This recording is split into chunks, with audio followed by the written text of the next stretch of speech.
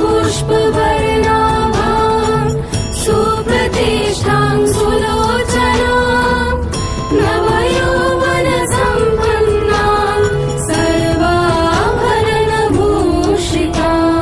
सुचारुदर्शनां तद्वत् पीनोन्नतपयोधरां त्रिभङ्गसालशमसधानां महिषासुरमर्दिनीं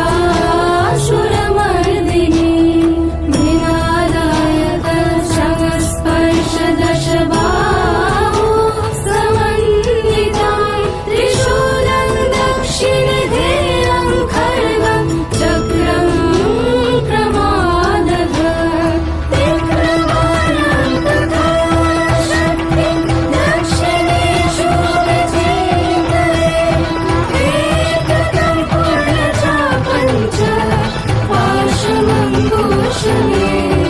च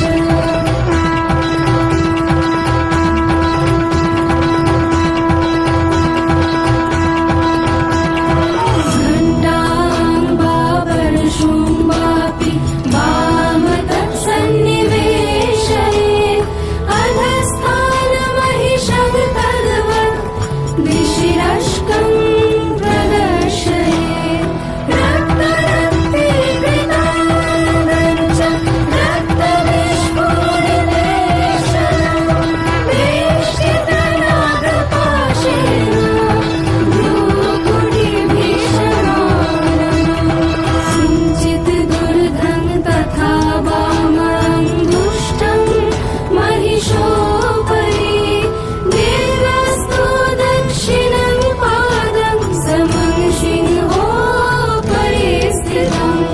स्तूयमानं च तद्रूपमवरत् सन्निवेशये प्रसन्नवदनां देवीं सर्वकामफलप्रदाम्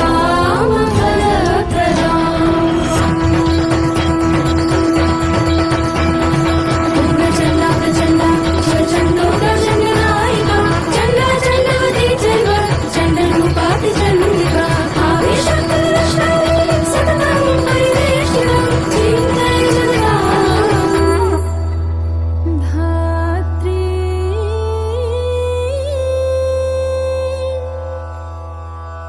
धर्मका